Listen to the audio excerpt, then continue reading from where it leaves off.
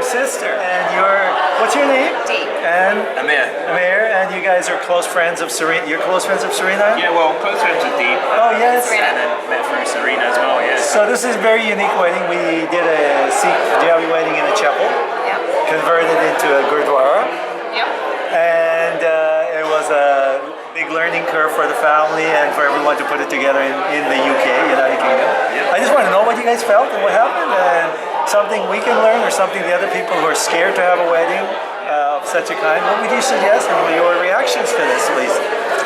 I've never experienced a Sikh wedding before, but I thought the actual ceremony was able to sort of bring a culmination of different cultures together, and to see what the actual marriage represents, you know, two different people from two very different backgrounds coming together to make one and just understanding each other's beliefs and being positive about going forward in the future. Irish and Punjabi, and you yourself come from two different genes. Yeah, so my dad's heritage is from Jamaica and my mum's from Mauritius. So, but one of them is Indian. Yeah, so my mum's from like an Indian origin.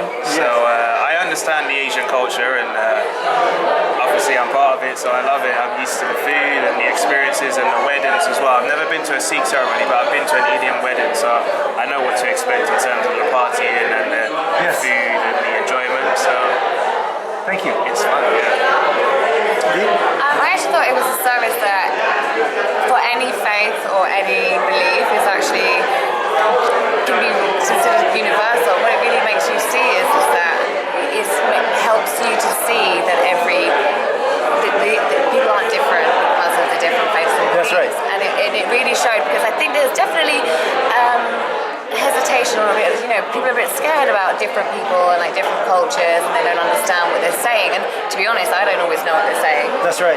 And that helped me, and I think it helped them to see, okay, well, this isn't anything scary. The reason they do these rituals, it may look different and unusual, but I think it was this really strong way of, like you say, bringing in two different belief systems and like sharing a bit of each. Because otherwise, and also I don't think people generally mingle, and I think that was a good way of encouraging them to mingle. I think it's important to embrace different cultures, because at the end of the day, we all have different we live in different parts of the world, but the world is ours. So I like that. We should encourage like intermingling, experiencing different cultures, and just respecting other people's belief without, everyone can have their own opinions and beliefs, but I don't think it should be forced on anyone else, but you should promote positivity. And I thought that's what the ceremony did, like in terms of everyone being from a different background, but they could take an aspect of the ceremony home. I've taken it in terms of being grateful, in terms of like understanding that, we should be happy that we've got air to breathe. Yeah, so true. Something as simple as that. Did you go to weddings? You've been to traditional weddings in the temple, in the Gurdwara, and obviously this was a different ceremony, but similar in a way. And was there fear involved that if traditionalists might not find it traditional enough? Was that something in the back of your minds or your parents' mind, or were they okay about it? How did that?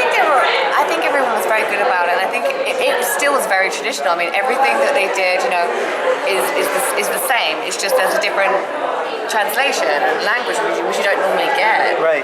So I think actually you captured everything that was traditional, and also helped both sides understand what was happening. Because like I think I said to you before, I've been to so many weddings and ceremonies, and most people, even the elders, they often don't know what's being said, and we just sit there blindly bored, really bored. And I think it was great, because every person, even people who are very traditional in my family, came up to me afterwards and said congratulations, and said that was really good ceremony, and it was really powerful, really good words. It really resonated with them, and I think that was beautiful. Yeah, what I found was the emotional responses I was receiving when I delivered the wedding. You, for example, I could see you get teared up. I could see your connection with your sister. I could actually feel moments other than just going through the motions. A lot of people get married, and we do go to these weddings, and that I think having a wedding outside that you plan it your way. I mean, I know Serena spent months and months trying to have her dream wedding. She wanted it in a situation like this. I remember saying that, and she was afraid she wouldn't get it. She was afraid that she would have to just surrender and have a wedding, just what I call them, it's not a nice term, but a cookie cutter wedding, where you go in and the guy doesn't even know your name. It says today the boy and girl are getting married, and it's a tough call, and I think your support is incredible. It's really, really incredible.